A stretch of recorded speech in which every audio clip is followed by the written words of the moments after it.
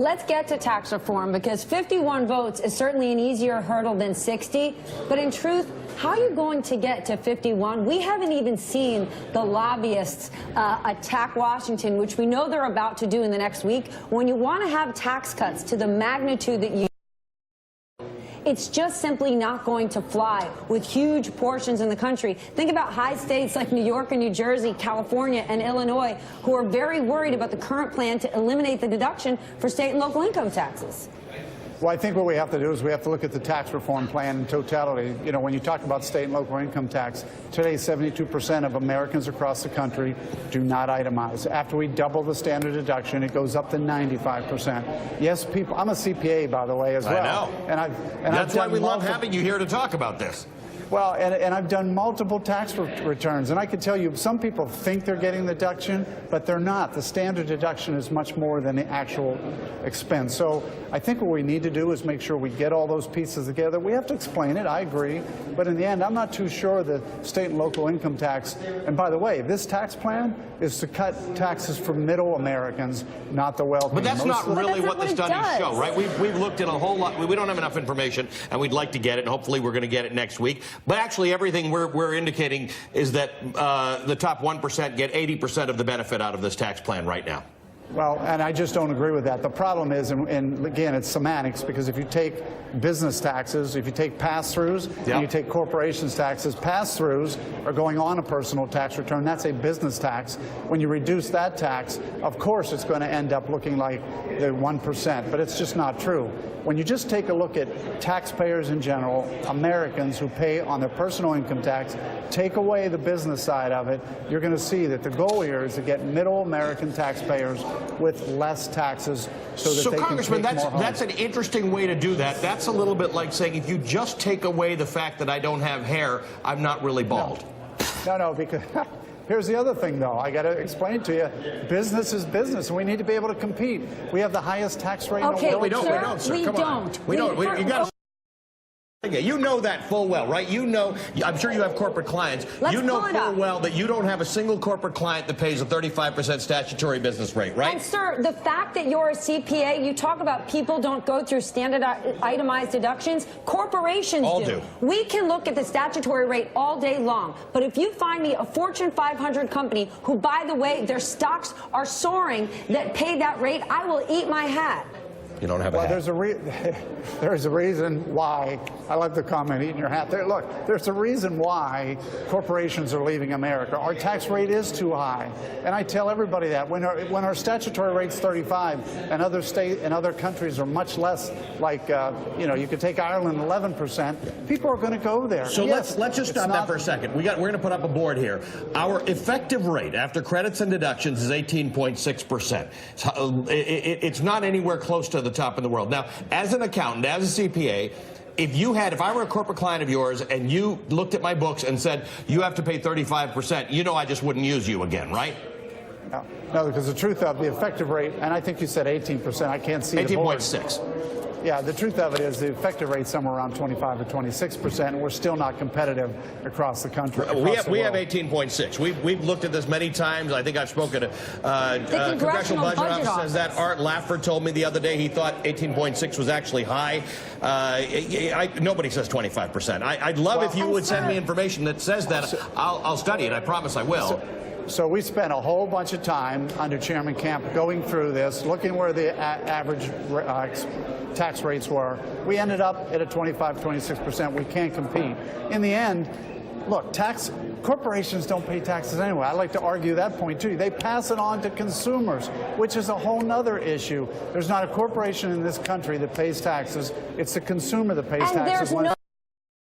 Here that's going to change that. Corporations aren't going to change their behavior and stop passing it on to consumers because you give them a lower tax rate. They're going to pocket the money themselves. You'll see it in dividends. You'll see it in share buybacks. There's no lever that's going to save the consumer.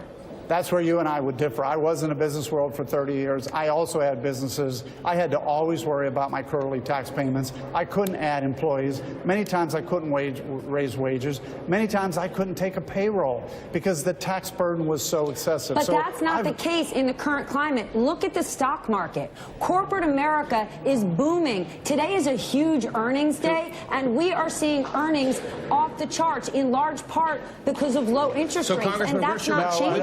We've got a chart up right now. Just so, I know you can't see it, but it's a chart of the S&P 500 from March 9th, 2009 to now, right? As you're familiar with this, it looks like one took a ruler and just drew a straight line from the bottom left to the top right. So we've got high profitability, we've got high stock price, and we've got virtually free money. Those are generally the things that would be impediments to a business expanding, right? Well, here's the issue. The president, and I support him in this, we're cutting regulations. Businesses know we're cutting regulations. Now they look to tax cuts. That's why they're growing. If I was back in the business world, I'd be excited too. I'd be adding employees. I'd be happy that my regulatory burden was being cut. I'd start to see a business climate where you can grow. That's not the case 4 years ago, 5 years ago. So why did the stock market go up? Why did the stock market go up for 7 years? Well, the stock market dropped. If you really look at the effective, I didn't see the chart. No, but let's put it back up. Let's put the stock market back up. It has been going up steadily 2009. since 2009, March 9th to be precise.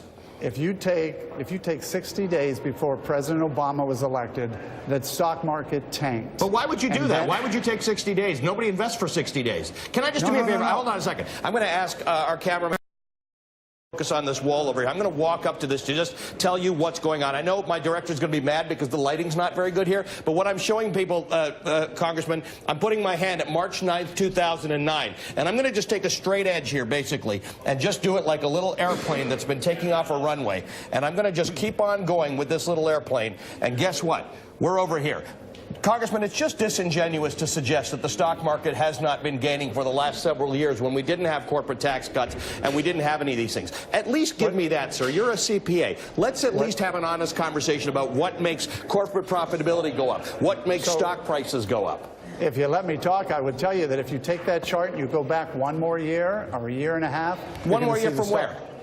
Go back to 2008, 2007. In the recession?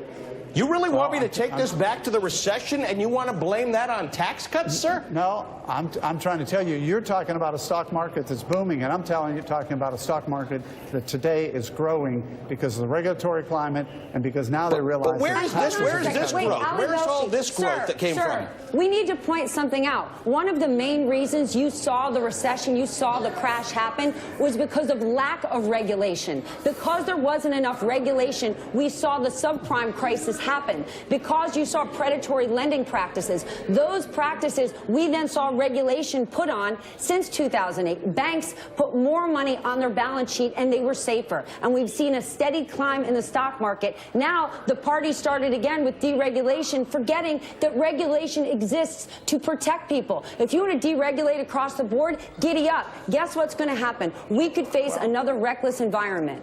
I was in the business world back then. So was I could tell you that the regulatory climate, although there were regulations, the regulators were not following the rules that they should. And that's why they were lending, to people who didn't meet qualified loans. They were lending to people buying houses and buying homes they should have never done.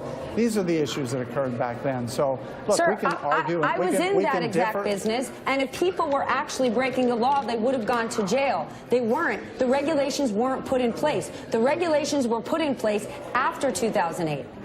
Well, again, we can differ all we want. I'm a big believer in the free market system. I'm a big believer in. So are we.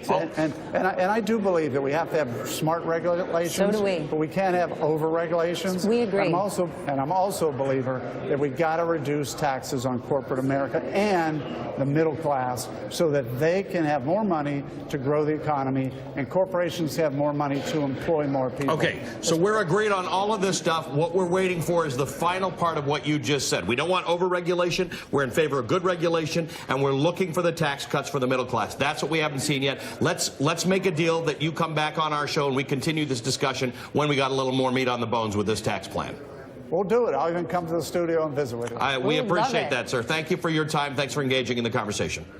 Thank you. Congressman Jim Renacci of Ohio. I believe Let's Make a Deal was the show where they wore Halloween costumes, the people in the studio audience. You're very into that. So if we decide to have that conversation and it will be Let's Make a Deal, I can't wait. Who knows what it's going to look like. Stay with us. Look, at least we're having a conversation with somebody who understands the finances of it.